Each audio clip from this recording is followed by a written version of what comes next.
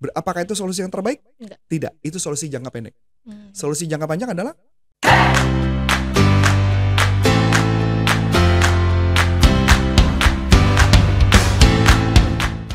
Halo teman-teman, kembali lagi dengan saya Aisyah di YouTube channel Panduan Bisnis dengan NLP. Oke teman-teman, kita kembali lagi nih. Pada sesi kali ini kita mau bahas nih mengenai tahun 2023 yang kelihatannya itu kok gelap banget gitu ya. Kemudian ada berita-berita kalimat-kalimat negatif nih dari yang lainnya dari internet ataupun dan lain sebagainya. Emang ada apa sih di tahun depan gitu ya teman-temannya? Kita bahas yuk lebih lanjut dengan Coach Antonius Sarif. Sebelum kita bahas lebih lanjut, kita simak yang berikut ini dulu ya. sebelum Anda lanjut nonton video ini, silakan Anda subscribe, like, dan share kepada teman-teman Anda sehingga channel. Oke teman-teman, sekarang kita kembali lagi. Sekarang kita sudah bersama Coach Antonius Arif. Kita sapa dulu yuk Coachnya. Halo Coach Arif. Hai. Coach, mau nanya nih Coach nih. Ya. Mendengar berita-berita gitu ya Coach ya. Tahun 2023 itu kelihatannya gelap banget gitu. Terus lebih mencekam gitu Coach. Emang Kayaknya mencekam. Iya gitu. Karena dengar-dengar berita ada yang bilang resesi, terus PHK kan sekarang sudah juga banyak ya Coach ya terjadi. Emang ada apa sih sebenarnya di tahun 2023 itu? Sebenarnya gini loh, kalau pada dasarnya kalau pengertian istilah inflasi, ya gue bukan pakar ekonomi ya, tapi kita ngejelasin secara sederhananya. Inflasi itu kan makanya harga akan naik. Kalau harga akan naik, apa yang bakal terjadi? Daya beli masyarakat akan jadi turun. Oke, iya. Logika ya. Kalau tadi lu beli makanan 10.000, terus naik jadi 50.000 atau 15.000 atau 20.000, maka daya belanja lu akan save. Kenapa di saving? Karena gaji lu nggak ngikut. Oh. Logik dong. Iya. Kecuali beda ya, inflasi tinggi, gaji naik, berarti oke dong. Tapi pertanyaan menarik, kenapa gaji nggak naik aja Pak? Kan gitu ya, mungkin kan pikir gampang. Gaji naik patokannya dari apa? Penjualan omset perusahaan. Iya betul. Nah kalau omset perusahaannya tidak membesar gimana? Ya nggak bisa Nggak bisa naik kan? Pertanyaan berikutnya nih, kita pakai logika sederhana. Jadi kalau supaya mencegah inflasi apa yang harus dilakukan? Secara logika, daya beli masyarakat harus tetap tinggi. Oh, walaupun harganya naik. Walaupun harga naik, baru naik. Apa namanya? Gaji dan sebagainya bisa naik. Masuk akal? Oke. Tapi ini serba salah gitu loh. Kan kondisinya nggak kayak gitu ya. Makanya kenapa beberapa perusahaan melakukan pengangkatan karyawan-karyawan. Nah yang menarik ya, coba kalau kita bedah. Kita bedah perusahaan, kita anggap jadi 2 jenis perusahaan aja lah. Saya nggak mau banyak-banyak pemikirannya. Perusahaan pertama adalah perusahaan startup.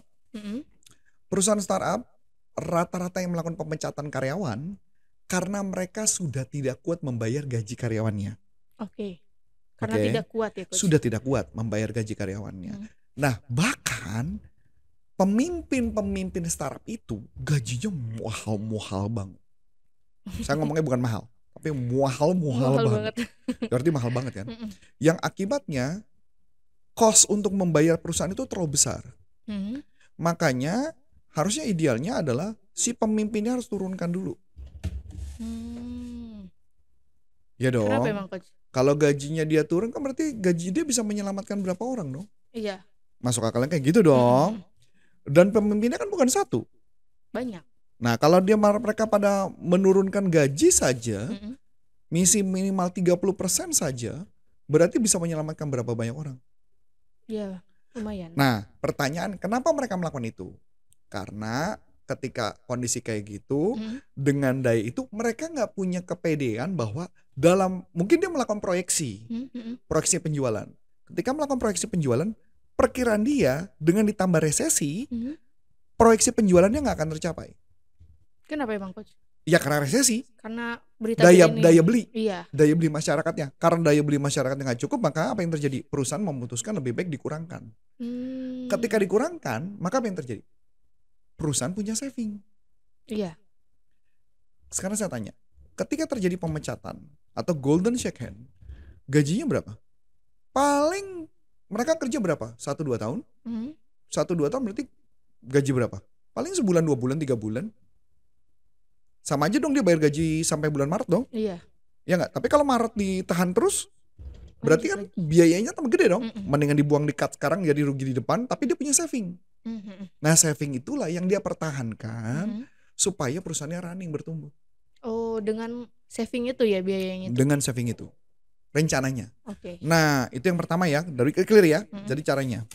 Nah perusahaan yang kedua adalah perusahaan besar. Perusahaan besar yang kami temukan pemecatan kayaknya karena mereka menduga mereka melakukan pengurangan karyawan atau melakukan pengurangan bisnis yang tidak ada hubungan dengan core bisnisnya. Maksudnya gimana itu, Coach? Bisnis intinya apa? Nah, bisnis intinya itu dia akan melakukan pengurangan. Kalau saya nggak salah ambil contoh Shopee lah ya. Shopee juga melakukan pengurangan karyawan kalau nggak salah ya. Iya. Nah, jadi Shopee kan melakukan pengembangan banyak tuh. Kayak contoh, dia mau melakukan saingan kayak GoFood, makanan. Nah, denger-dengernya kayaknya itu lagi diketatin tuh. Kayaknya fitur-fiturnya dikurangin. Dari Shopee Food itu? Shopee Food. Karena kalau fiturnya dikurangin berarti kan karyawan berkurang. Iya. Kalau karyawan berkurang pertanyaannya ada saving nggak? Ada tentunya. Ya itu maksudnya. Nah, kenapa yang saya dengar kan dia cukup kuat di salah satu industri bank kalau nggak salah. Apa Cbank atau apa. Iya, betul, Coach. Nah, Cbank itu untungnya masih bagus loh. Makanya dia ngelihat bisnis mana yang lebih mencerahkan, itu yang difokuskan sama dia. Ya nggak? Oke. Paham ya maksudnya? Kita pakai logik aja, logik sederhana. Kita logiknya jangan perusahaan besar. Mungkin berat buat kamu dengernya. Logik perusahaan kecil aja. Sekarang misalkan contoh, perusahaan kecil. Kalau perusahaan kecil, core bisnisnya, artinya bisnis utamanya aslinya dia mana? Bisnis utama atau core bisnis adalah sapi perahan perusahaan itu. Sapi perahan perusahaan itu. Sapi perahan, Coach. Ya, sapi perahan artinya kan susu. Kalau diperah kan keluar susu tuh. Itu bisnis utamanya. Berarti bisnis yang dijalankan paling penting gitu ya? Paling penting yang menghasilkan uang besar. Oke. Saya kasih contoh. Kalau saya, kan kita perusahaan training nih. Perusahaan training. Pertanyaan saya, sapi peran saya siapa? Kayak itu, kayak orang-orang Pelatihan. yang pelatihan. Dapat ya? Pelatihan langsung. Berarti itu sapi peran saya. Berarti pertanyaan, bisnis yang tidak berkorelasi dengan sapi peran saya? Apa saja gitu, Coach? Ya, berarti kan saya punya bisnis lain dong. Nah, bisnis lain yang tidak ada hubungan dengan sapi peran, lebih baik nggak usah dikembangkan dulu. Kalau mau melakukan pemecatan, yang dilakukan pemecatan adalah bisnis yang tidak langsung dengan usaha utama. Oke. Dapat ya? Iya. Udah kebayang ya? Udah kebayang kan? Berarti kalau perusahaan besar, dia akan fokus ke bisnis utama. Sampai sini oke? Bisnis utama yang menghasilkan profit besar. Enggak bahwa dulu Gojek itu punya namanya Gomasatsu. Iya. Kenapa sekarang nggak ada? Mungkin banyak yang tidak tertarik ya, Coach ya? Itu yang dijawab yang bukan core bisnis. Oh, jadinya dia menghilangkan fitur itu dan lebih mementingkan. Kalau dia menghilangkan fitur itu berarti programmernya ada nggak? Nggak ada. Mungkin ada cuma 1 atau 2 mungkin kan. Oh. Yang dulu yang ngembangin misal 10 orang kan bisa dipindahin ke tempat yang lain. Betul nggak? Betul. Itu maksud saya, paham nggak? Clear ya? Iya. Contoh lagi, apa lagi nggak ada sekarang? Dulu kayak Gomart kayak bagus deh. Kalau sekarang kayaknya nggak tahu ya Gomart atau apa. Jadi ada beberapa function yang tadinya ada di Gojek, sekarang banyak yang nggak ada kan? Iya. Itu yang menunjukkan bahwa orang yang bekerja di sana nggak menghasilkan, mendingan kita cut. Berarti kita lebih fokuskan orang-orang yang bisa menghasilkan gitu ya, Coach ya? Yang menurut dia bisa menghasilkan. Ya kayak tadi Shopee, Iya. Cbank, kayak gitu loh. Dapat konsepnya? Oke. Clear ya? Jadi jangan melakukan segala. Kenapa Shopee bisa kegerus misalkan? Karena Shopee kalahnya sekarang lagi sama TikTok Shop. Iya. Karena kalau dilihat dari harga, TikTok Shop lebih murah harganya. Mungkin bisa jadi lagi subsidi. Dari aplikasinya tersebut. Dari aplikasinya. Sama kayak Shopee pertama kali kan. Nggak ada bedanya gitu. Tapi Shopee ngeluarin function video sekarang kan. Video? Iya. Betul kan? Iya. Untuk jualan kan. Tapi kan konsep utamanya toko. Sedangkan TikTok kan basis utamanya adalah video. Iya. Cuman dialih fungsi gitu loh. Itu yang saya mau kasih gambaran. Jadi kalau ditanya ada 2 kondisi ya. Yang satu adalah kita melakukan perusahaan baru yang artinya proyeksi keuangannya nggak akan keuber, makanya dia akan melakukan pemecatan atau pembubaran perusahaan. Atau yang kedua, yang tadi dia akan memotong beberapa yang tidak berkaitan dengan core business. Nah pertanyaannya, apa yang harus kita lakukan di 2023? Iya. Lakukan persiapan. Untuk diri kita sendiri. Untuk perusahaan. Kan kita ngomong konteks perusahaan kan? Iya betul. Nah berarti kita harus melakukan konteks persiapan apa yang harus dilakukan untuk survive. Berarti Ya ini balik lagi ke atasannya dong, manajer dan betul. lain-lain. Makanya kenapa kerja sama antara karyawan sangat dibutuhkan. Ya dong. Iya. Kalau karyawan yang nggak mau kerja sama, ya mohon maaf, ya terpaksa dong. Kan kalau ditanya, kita pakai logik ya. Ada 10 orang, sama-sama capai target. Kalau kamu suruh mau cat orang, ya kan level kamu belum nih. Nanti kan suatu saat bisa aja kan kayak gitu. Ada 10 orang nih. Anggaplah kamu kerja di Gojek. We go to. Ya kan, go to kan mencat 12% karyawan kan. Iya. Pertanyaan saya, siapa yang dipecat? Ayo. Kalau misalkan kita berpikir rasional ya coach ya, berarti kita mempertimbangkan orang yang paling minus gitu ya, yang kontribusinya kurang. Exactly. Mungkin bisa jadi dia bagus. Mungkin bisa jadi dia bagus kalau dia di perusahaan lain yang which is persaingan yang segila itu, tapi yang paling the best of the best of the best of the best of the best itu. Satu. Yang kedua, yang dipecat siapa? Yang paling gampang adalah orang yang gajinya udah kegedean, tapi kontribusinya kecil. Berarti ya tidak, maksudnya bisa juga orang yang sudah berjabatan, jabatan, kontribusinya kurang, mendingan dilepaskan. Oh, berarti tidak menutup kemungkinan juga ya bisa memecat atasan gitu ya? Iya, ya manajer gitu ya, bukan atasan. Kalau atasan mungkin paling atas lagi kan. Ya kecuali atasannya diputuskan sama komisaris ya, beda cerita. Nah jadi itu gambarannya Karin lagi, salah nama saya. Jadi kalau ditanya apa yang harus kita lakukan, pertama yang kita akan lakukan persiapan di tahun 2023. Persiapannya apa? Naikin skill, naikin motivasi, naikin kerjasama bersama tim. Kalau nggak bisa. Iya betul. Dan kita saling menutupi kelemahan tim masing-masing. Kalau punya rencana memang tidak mau melakukan pemecatan, kecuali mau pecat ya. Itu yang pertama. Ya, nggak bisa kerja sendiri. Terus tim ada satu yang nggak mau support, ya sudah kita bye-bye aja kan, mending dari awal kan. Clear ya? Yang kedua, lakukan perubahan. Saya cuma kasih gambar gini. Kita pakai logik aja.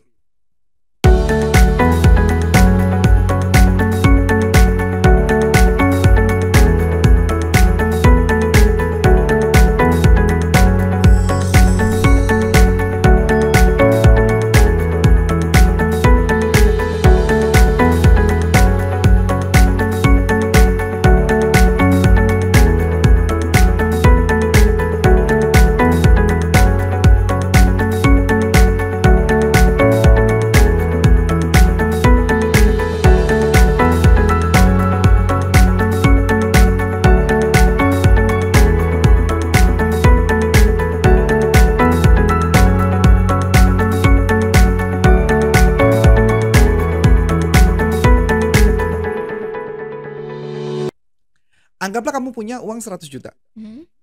Dengan mencat itu, kamu bisa saving anggaplah 20 juta. Oke. Pertanyaan saya, sedangkan gaji setiap bulan adalah anggaplah 30 juta. Oke ya, kan tadi saving 20 juta ya. Kan gaji 30 juta dong. Berarti tinggal 10 juta bebannya. Pertanyaan saya, kalau pandeminya lebih dari 10 bulan, gak bisa bertahan.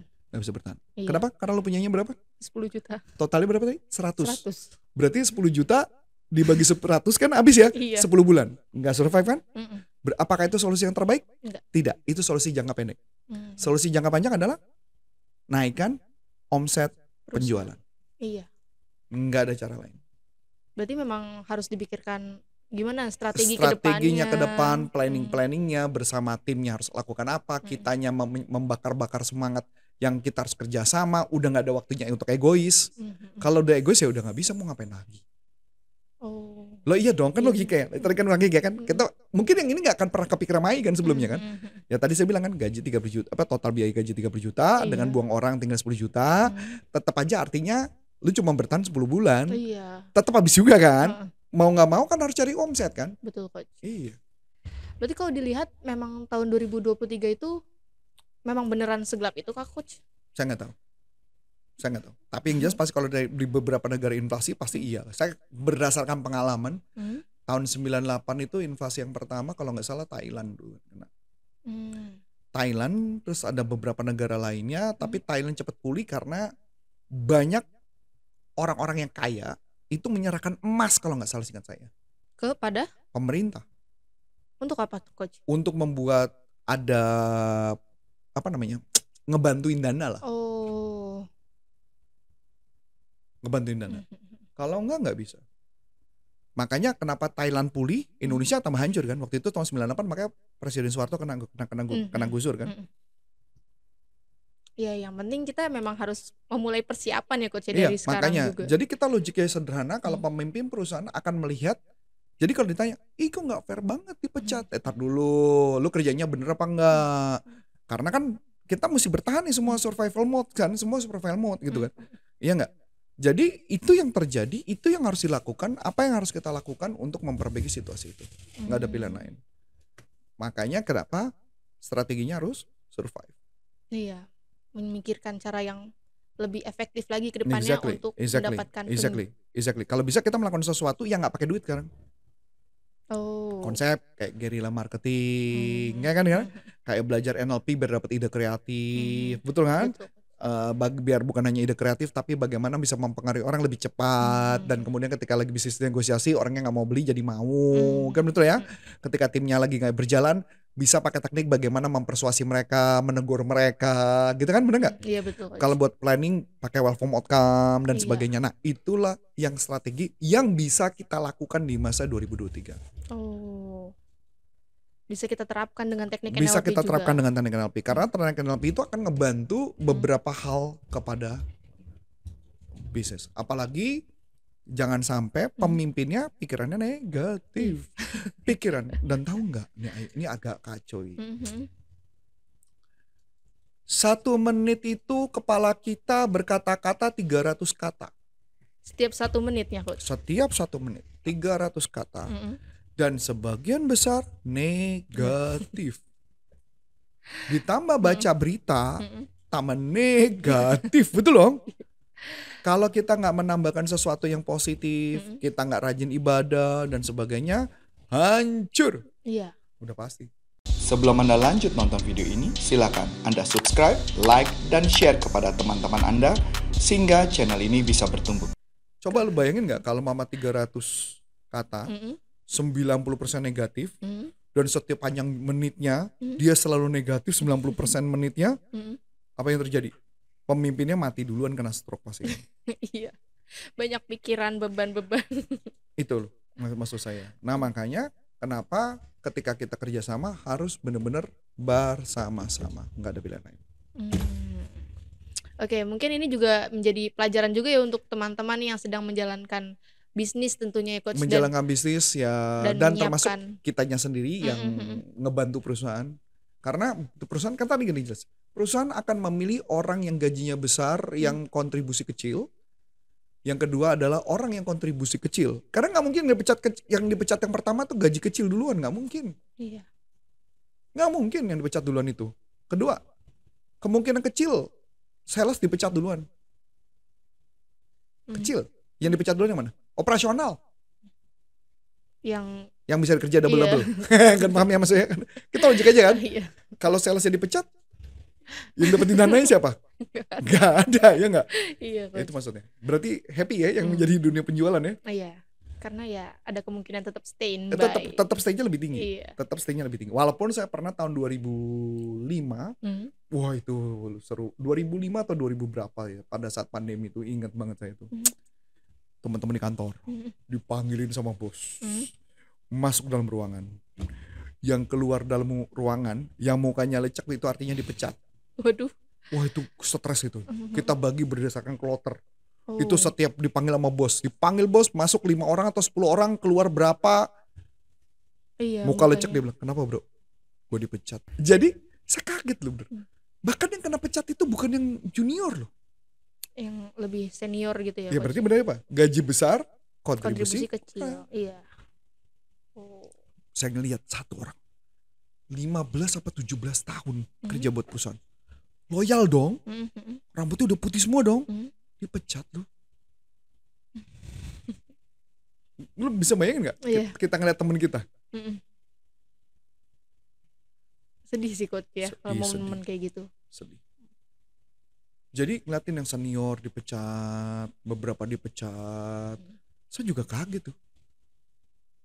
Dan saya sudah melewati gelombang 2 kali pemecatan di perusahaan dan saya gak pernah kena. Selamat terus ya Coach. Selamat terus karena saya overachieve dari target. Wah itu kalau di perusahaan dulu saya kerja di perusahaan besar agak deg-degan. Tiap tahun tuh ada momen dimana lo masih main liga ini atau lo kena gusur. Waduh, tiap tahun di bulan Desember stres itu. Yang pokoknya nge-achieve tenang-tenang aja gitu. Itu kan kasihan yang ngeliatin temen kita di-cut satu-satu. Ya sorry bro, gua ya membenar. Itu kejadian. Dan itu saya melihat dengan mata. Apa kenapa nih? Itu langsung nggak bisa ngomong. Iya, kayak terbayangkan kalau sampai terjadi kayak gitu kan sedih juga ya Coach yang melihat teman-teman kita gitu. Ya habis gimana kan? Perusahaannya kan harus survival kan? Iya. Ya itu yang terjadi. Ya, berarti memang harus butuh persiapkan gitu. Harus persiapkan pengertiannya adalah lakukan pekerjaan yang terbaik, naikin skill. Begitu apapun yang terjadi, keluar ke sana pasti kamu akan dicari kan kalau sampai kena. Iya, betul dong? Betul Coach. Itu yang paling penting. Oke. Mungkin itu dulu ya Coach ya pembahasan kita. Ya, ini udah pasti banyak yang dengerin udah pada stres nih. Makanya kenapa perlu ikut kelas NLP. Kamu mau bagi-bagi apa nih? Nah, berkaitan dengan masalah stres ini kan lumayan nih. Iya. Oke nih teman-teman. Nah, aku pengen bagi-bagi nih ebook yang berkaitan dengan menemukan mental block dalam diri dan menterapinya, apalagi di masa tahun depan ya resesi gitu, mendengar kalimat-kalimat negatif. Jangan sampai tubuh kita, diri kita itu memiliki mental block. Nah teman-teman bisa dapetin dan bisa menterapinya gimana caranya? Teman-teman bisa langsung datang ke deskripsi YouTube kita, ataupun teman-teman bisa langsung lihat di kolom komentar yang paling atas. Di situ ada link, nanti teman-teman tinggal mengisi biodata seperti nama, email, dan nomor telepon. Langsung bisa dikirimkan e-booknya dan bisa diterapkan dalam diri. Oke, Coach, kalau misalkan mau mengikuti pelatihan dari NLP, bagaimana nih Coach? Gampang, masuk ke nlpleadershipindonesia.com. Di sana ada pelatihan Licensed Business Practitioner of NLP yang akan diselenggarakan di bulan Januari. Kenapa kita ngomong bisnis? Karena banyak orang yang belajar NLP yang tidak bisa mengaplikasikan ke bisnis. Kami memastikan Anda bisa aplikasikan bisnis supaya bisnisnya jadi meningkat. Itu aja. Iya. So kalau buat ngundang kami bisa masuk ke corporaconsulting.com. Dan kalau mau ikut pelatihan NLP atau coaching bisa kontak langsung sama Ai. Iya. Betul?